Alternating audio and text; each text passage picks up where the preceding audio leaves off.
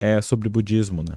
Eu acho que a gente começou falando de estoicismo, mas a gente falou até dessa, vamos falar assim, desse crossover aí de filosofia oriental, ocidental, e a gente sabe que a filosofia ocidental tem muitos escritos e muitas coisas muito antigas aí que a gente também vem bebendo, né? E tanto no estoicismo quanto no budismo a gente entende que há um grau de impermanência nas coisas. Uhum, uhum. Como é que a gente pode pensar isso na nossa vida e na nossa prática? E também se tu puder explicar um pouquinho mais sobre esse conceito de impermanência, acho que seria bem Tá. interessante. Essa é uma pergunta bem interessante, não que todas as outras não sejam, porque é o seguinte, impermanência, né? Vamos lá. Uhum, Aquela ideia do rio que flui, né? Nós nunca pisamos duas vezes no mesmo rio. Se uhum, você sai do rio e entra, já é outro tipo de água que está passando ali, né? Quem uhum, tem um filho sabe o que eu estou dizendo. O filho tem uma semana de vida diferente de um mês, 2 meses, 5 anos, 10 anos, 12 anos, aquilo nunca mais volta. O relacionamento nunca mais volta. As coisas fluem, certo? Cada dia, embora da maneira como a gente tenta, assim também prever que o sol vai nascer, é único. Cada dia é único, a gente só não o percebe, né? Então isso é a impermanência da vida, de certa forma, né? E aí a filosofia oriental vai trazer muito o que a gente conversou um pouco aqui da ideia do desapego, uhum, que é o que os estoicos falavam da ideia do ciclo da natureza. Nada é permanente, tudo flui, certo? Um dia você vai morrer, você vai virar matéria e tá tudo certo, vamos aceitar isso. A vida é passagem, cíclica, e aí cada um vai trazer uma interpretação. A vida é passagem, cristianismo, etc. Todo mundo traz um pouco essa visão, né? uhum, Seja na uhum, religião, seja na filosofia. Mas para nós seres humanos, na minha opinião, o máximo que a gente consegue fazer é exercitar isso diariamente para trazer um pouquinho essa lembrança de provar o gostinho do presente. uhum, O que eu quero dizer com isso? Tem uma passagem do livro O Idiota, do Dostoiévski, que isso aconteceu de fato com ele. Ele foi sentenciado à prisão na Sibéria, né, por participar lá de uns jornais, de umas coisas que eram contra o governo da época. Só que os caras meio que pregaram uma peça pra ele. Parece que eu vou trazer pro assunto, tá? uhum, Vou ilustrar. Eles levaram ele, antes de levar pra Sibéria, eles colocaram ele num poste, como se fossem fuzilar ele. Ele e mais outros, dizendo assim, ó, uhum, tu vai ser morto. E aí levaram ele 1 minuto até esse poste, tava lá, passou por uma igreja de carroça, chegou nesse poste e iam fuzilar ele. Só pra sacanear com os caras, uma tortura mental. Né? uhum, Sacanear é uma palavra fraca, né? Sacanear é quando eu dou um tapinha nas tuas costas sem tu ver. É uma tortura, né? E aí não matavam o cara e depois levavam uhum, eles pra Sibéria. E nesse relato que tem no livro Idiota, que de fato Dostoiévski passou, mas ele coloca na história como se fosse do personagem, ele diz que sabendo que ia morrer daqui 1 minuto, tudo ganhou um brilho excepcional na vida dele. Então, ele estava lá andando na carroça e ele viu uma igreja com uma abóboda dourada, e ele disse, nossa, que coisa mais linda, ele viu anjos naquela abóboda, aquele minuto durou horas para ele pensou no pai, pensou na mãe, pensou na vida, respirou o ar, tinha um ar puro que entrava, tudo era assim, angelical, sabe, aquela coisa você só tem tantas palavras, quais que você vai dizer que tu disse, né? É, eu me lembro da música, acho que é do CPM 22, Um Minuto para o Fim do Mundo, né? E Do daí... tipo, podia ser o título do livro dele, Para o Fim do Mundo, né? É, daí ele ia ser sentenciado e não foi. E Uhum, aí no livro continua a história. E o cara diz, nossa, então essa foi uma experiência que mudou sua vida, agora você aprecia a vida e tal. Ele diz, cara, não, depois que isso passou, voltou pro ciclo de eu olhar para aquela igreja e dizer, só uma igreja, eu tô com pressa, eu tenho coisa para fazer. aham, E isso é legal. Então o conceito de impermanência é essa ideia. Nada é fixo, a gente não pisa no mesmo rio duas vezes, aproveitar cada instante. Só que isso pro ser humano, e aí Schopenhauer, é impossível. A gente não consegue ficar no momento presente. A gente pode treinar, fazer isso conscientemente como um exercício. É tipo musculação. é como que a gente vai falar do mindfulness, por exemplo. Mindful, mas é musculação. Se tu deixar de fazer musculação, teu músculo volta e fica ali murchinho. Uhum, Se tu fizer, tu fica com o bíceps grande. Ó, tô levantando halter, mas tu tem que levantar todo dia. Ou uhum, 3 vezes por semana. Só que 3 vezes por semana não tem o mesmo efeito todo dia. Se tu parar um mês, volta. É tipo isso, que a gente não é feito para ficar. Nós somos animais que isso é a maldição e isso também é é bom, né? A gente consegue se projetar para o futuro, de dois gumes. projeta para o futuro e remoe o passado. A gente não consegue ficar no momento presente, porque a gente tem consciência, os outros animais não têm. Então, o que Dostoiévski traz isso é impossível de ser feito. Eu digo isso para a gente não se penalizar, né? Na ideia de, nossa, gente, eu não... É muito comum, e aí Proust vai trazendo Em Busca do Tempo Perdido, ele tinha uma avó, que ele amava a avó, mas ele estava na pré-adolescência, e ele se interessava muito mais pelas menininhas do que pela avó. E a avó diz, vem cá, vamos tirar uma foto. Ele diz, eu não quero tirar foto contigo, não me enche o saco. E ia lá querer ver as menininhas. E depois, mais tarde, ele soube que a avó estava doente. E a avó não tinha falado pra ele. E a avó queria aproveitar. Só que poupou dele pra dizer, eu tô doente, tô morrendo. E a avó morreu. E ele diz, nossa, como eu fui idiota, como é que eu não aproveitei aqueles momentos com minha avó? O que acontece, né? Quando a pessoa morre, a primeira coisa que a gente diz, puxa, eu queria ter passado mais tempo com essa pessoa. Só que o que eu quero tirar é o peso disso. Porque isso é muito comum. Tu não vai ficar o tempo inteiro dizendo, nossa, peraí, vamos parar o podcast agora que eu vou ligar pro meu pai e dizer que eu amo ele, porque pode ser que ele... Peraí, vou ligar pra minha mãe também. Peraí, para tudo e dá um beijo na tua namorada que tá ali fora. A gente não funciona assim, a gente tá aqui focado numa conversa. Talvez não seja a coisa mais importante das nossas vidas, em termos de conexão, mas é o que a gente tá fazendo agora e tem algum significado. Entende? Então, pra tirar o peso de, eu tenho que aproveitar o momento presente a todo isso, a gente consegue exercitar, quase como se fosse academia. E não precisa ser nem 40 minutos por dia. 5, 10 é o suficiente. É mais ou menos assim que eu vejo essa visão, sabe? Tem essa questão do rio que corre, mas nós não precisamos nos culpar por não conseguir congelar o tempo ou aproveitar tanto o presente, sabe? Faz parte do ser humano. E até da gente entender, porque o próprio conceito de impermanência, ele traz isso, né? Eu acho que essa é a grande questão, né? Que vão ter momentos que vão ser muito bons, vão ter momentos que vão ser muito ruins, mas daí é aquela velha história. No final das contas, por mais simples que seja, é que tudo passa. Literalmente, tudo passa.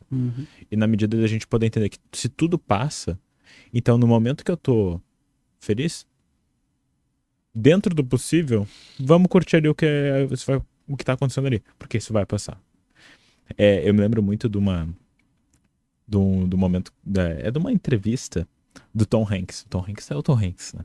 Então daí o Tom Hanks, ele tá falando se ele tivesse que dar um conselho pra ele mais jovem, qual ele daria, né? E daí ele olha e ele fala assim, sabe esse momento que tu tá te sentindo o cara? Ele vai passar. Ele passa. Sabe esse momento que tu tá te sentindo um lixo? Ele vai passar. Então ele fica falando, né? This too shall pass, this too shall pass. Justo. No sentido de, sim, tudo passa.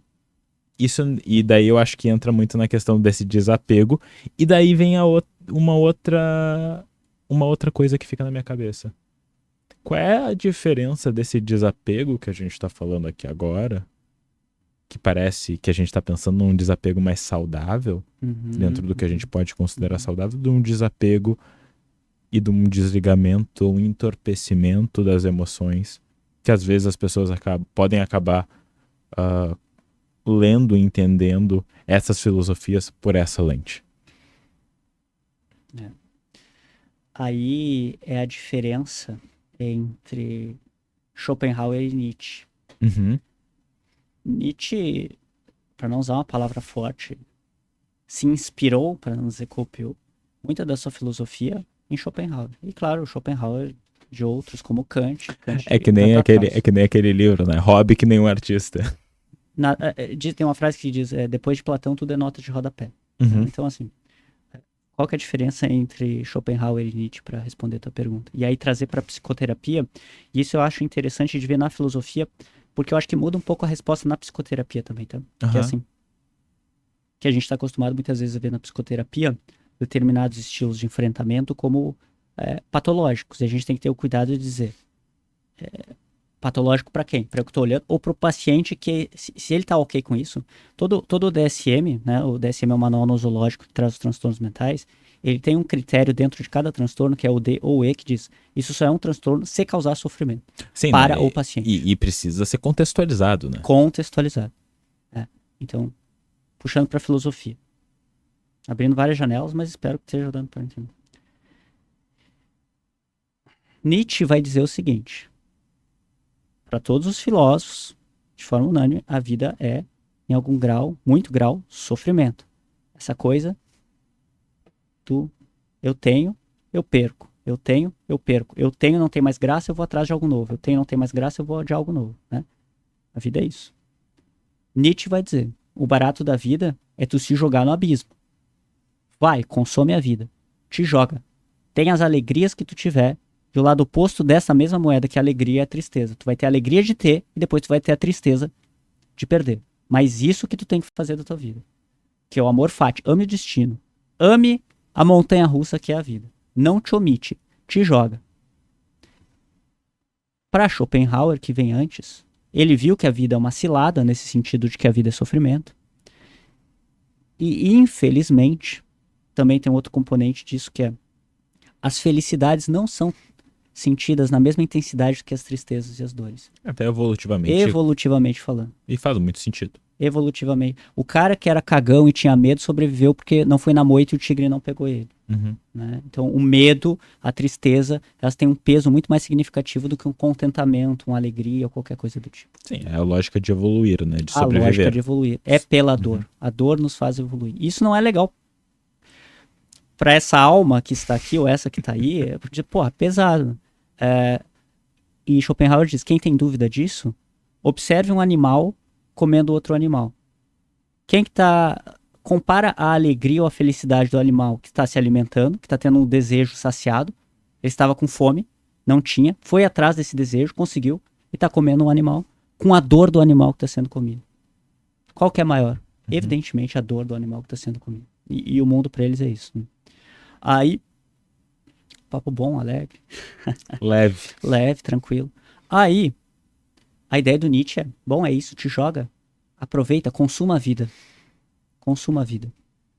Tanto que ele tem aquela ideia de se um demônio te visitasse, etc, dissesse que tu quer viver a mesma vida nos mesmos detalhes, etc. Essa vida que tu tá tendo agora, tu gostaria de viver por toda a eternidade, repetidas vezes.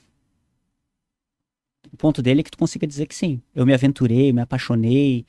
Nossa, eu tive currículo aqui. A ideia de Schopenhauer, que é a qual Nietzsche rompe, porque essa ideia toda de vida é de Schopenhauer, não é de Nietzsche. Nietzsche só deu um finalzinho diferente. A ideia de Schopenhauer é a vida é sofrimento e eu não quero viver. É melhor não viver. A vida é uma grande cilada. Porque ou eu sofro sendo desejante de algo que eu não tenho, ou quando eu tenho algo, eu sofro por aquilo não me interessar mais, crio um novo desejo. Então a vida é uma grande cilada. Eu vou ficar quietinho no meu canto. Eu não quero nada com ninguém. Ele tinha um poodle, que era um cachorro, que ele dizia que o cachorro é o melhor companheiro que tem. Né? É que quem dera os humanos fossem tão transparentes quanto o cachorro, que tem um rabinho abanando as suas emoções e tal. Sinalizando, né, de uma maneira autêntica e genuína. E ele disse, eu não vou viver, eu vou ficar na minha. Ele não se relacionava, ele era um velho ranzinho. Assim. E nisso que Nietzsche vai dizer, tu está sendo covarde. Tu tem que te jogar no abismo. Embora Nietzsche não se jogou no abismo, ele vivia isolado lá no meio dos Alpes. Então assim, ele não pregou muito o que ele disse, mas ok. A filosofia dele é interessante. Então, são dois caminhos opostos, trazendo para a psicoterapia. A minha visão, né? A gente pega um paciente, daqui a pouco tem um estilo de enfrentamento evitativo, protetor desligado, ou qualquer coisa que a gente chame em terapia do esquema, alguém que não se conecta muito com as suas emoções. Fica nessa lógica meio anestesiada. Meio anestesiado, não sinto. Eu acho que a gente tem que tomar cuidado para avaliar se o paciente está ok com isso. Porque não deixa de ser uma escolha quase que filosófica de como que eu quero viver a vida. É que eu acho que entra também naquela questão, Fernando, que a gente precisa sempre, que ao menos é uma das coisas que a gente sempre leva em consideração, é o grau de consciência que a pessoa tem sobre esse funcionamento. Isso, esse é o ponto. Eu acho que a psicoterapia é a pessoa entender o seu funcionamento. E o que ela vai querer fazer com isso não é problema nosso. Ela escolhe o que ela quer fazer com isso. Ela tem que entender como que ela opera. Ok, eu entendo que eu sou desligado, porque na minha infância foi muito doído e tal, então eu preferi me desconectar da vida. Tá. Tu queres agora tentar se conectar ou tu prefere continuar? Isso é uma escolha do paciente. Mas ele podia estar gozando muito mais a vida. Não é problema nosso. Eu não fiz todas as posições que tem no Kama Sutra. Deve ter posições incríveis lá. Mas cada um goza conforme consegue com as posições que gosta. Não sou eu que vou dizer faça essa posição, porque é assim que você tem que viver a vida. Aí a gente já tá entrando numa questão muito normativa de dizer isso é o certo. Tu é muito evitativo, vem mais pra cá. Tu é muito expansivo, vem mais pra cá. Tu é muito narcisista, desce um pouco. Letra D ou E do SM.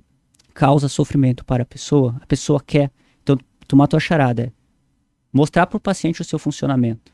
E ele escolhe o que ele vai fazer com isso.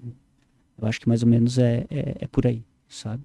E aí eu gosto de um conceito da psicanálise, que é de sublimação. Eu pegar o meu jeitinho esfacelado, Walking Dead, zumbi que eu sou, e achar um lugar onde eu consiga colocar isso no mundo. Nós estávamos falando do tênis. Um dos participantes da partida, o Djokovic, embora ele tenha perdido, ele tem 24 títulos de Grand Slam. Isso é uma coisa absurda. Ele é o maior jogador da história do tênis.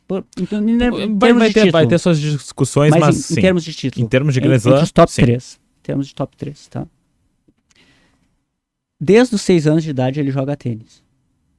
Ele faz isso, sei lá, 8, 10 horas por dia. Se não, jogando, estudando. Ele diz que ele faz academia, ele faz yoga, ele faz meditação. Tudo voltado para o tênis, para ter elasticidade, etc. Ele faz uma dieta toda especial, onde ele não come nada que infla, ele não bebe água gelada. Tem que ser água a uma determinada temperatura, tudo para ele performar melhor no tênis. O que é o tênis? Eu pego uma raquete e eu bato a bolinha nessa raquete tentando acertar um quadrado do outro lado de uma rede. O que tu fez da tua vida? Eu fiz isso. Eu peguei a raquete e fiquei jogando a bolinha pro outro lado. Se viesse um ET na Terra e dizer, nossa, esse cara é maluco, interna, retardado. Tem coisas mais interessantes pra tu fazer da vida do que tu ficar batendo uma bolinha numa raquete. Mas ele sublima com certeza ele é perfeccionista ou obsessivo. Difícil eu não ser, pra ter o grau de disciplina que ele tem. Não posso dizer, né, eu não sou psicólogo do Djokovic, mas com certeza ele tem um grau de obsessividade bem alto, tá? Isso é patológico? Depende. Aí que tá, pra ele não é. Ele conseguiu sublimar. O que é sublimar? Eu pego o meu jeito de ser do mundo e coloco no mundo. E é questão contextual, né? Então, exatamente isso. Contexto. Eu preciso ser visto, eu preciso ser falado, vai virar professor. Vai virar cantor. Vai virar atriz de novela. Aí todo mundo olha pra você, fechou todas. Você é um histriônico feliz. Entende? Eu preciso ter status e poder. E a pessoa busca uma profissão que dá status e poder. Nossa, é um grande médico, usa aquele jaleco, um grande advogado, usa seu terno. Tá tudo certo. Se não causa sofrimento para a pessoa, está tudo certo. Como tu matou a charada? Desde que ela tenha consciência do seu funcionamento e por quê, ela escolhe qual caminho que ela vai ter. E cada caminho que ela vai ter, como a gente viu em Schopenhauer, não vai ter suas dores. Então o paciente escolhe o caminho sabendo quais são as alegrias e as tristezas daquele caminho. E só. A gente não mexe ali dizendo, não, isso aqui é patológico, o certo é ser esse meio aqui, né? A gente vai pra... Cada um é cada um. E eu acho que entra algumas coisas aí importantes, né? É aquela coisa que faz sofrimento pra mim, ou pros outros também, né? Da gente sempre tem que avaliar com essa questão ali, obviamente, né? Claro. E quando a gente pensa nisso... Existe o contrato social, né? Não posso fazer mal pro outro. Exato. E a gente precisa pensar, né? Quando a gente tá falando também desse desligamento e entorpecimento, às vezes a gente vai fazer o contrabalanço com o equilíbrio, né? De estar conectado e tudo mais. Eu gosto muito de falar, às vezes, para os meus pacientes que equilíbrio, ele não é o mesmo equilíbrio para todo mundo. Ele é desequilibrado, né? E ele precisa ser. Uhum. Porque eu gosto de falar dessa maneira. Existem momentos em que tu vai ter que trabalhar muito mais do que tu gostaria de estar trabalhando. Perfeito. Concordo. E deve ter momentos que tu vai conseguir equilibrar. Mas existe uma lógica de momento. Sim. O momento, ele é dependente de tempo. Ele tem um início e tem um fim. A questão é, passou desse tempo determinado e virou uma regra, virou um momento, virou a regra mesmo, o estabelecido, Sim. Bom, daí a gente vai precisar rever. Sim. Se começar a trazer sofrimento para o paciente, Com normalmente certeza. o traz. A gente falou do Djokovic, mas normalmente o traz. Quando a pessoa faz... tudo em excesso. Se eu beber água em excesso, vai me fazer mal. Vai me limpar os nutrientes e eu vou ficar anêmico. Coisa que vale. Desculpa o médico que eu estiver falando bobagem, mas é mais ou menos isso. Né? Se eu beber pouco, também vai fazer mal. Então, provavelmente vai causar sofrimento. Né? E essa questão, né? Quando a gente pensa no budismo e quando a gente... obviamente, a gente não está falando da religião, a gente está falando da filosofia, que também está por detrás quando a gente fala desse desapego e também a gente pensa no estoicismo. Uma das coisas que a gente está falando é de conseguir ter esse descolamento saudável e até numa ótica de desfusão, né? De se desfundir do que acontece para conseguir avaliar e ter um impacto reduzido do que realmente é que traz sofrimento. Uhum. Mas não é um desapego num nível onde eu não me conecto com as Sim, coisas. sim. Porque eu acho que esse, às vezes, acaba sendo uma comparação que ela tá Sim. equivocada, que a gente volta até para a questão da racionalização do estoicismo. Sim.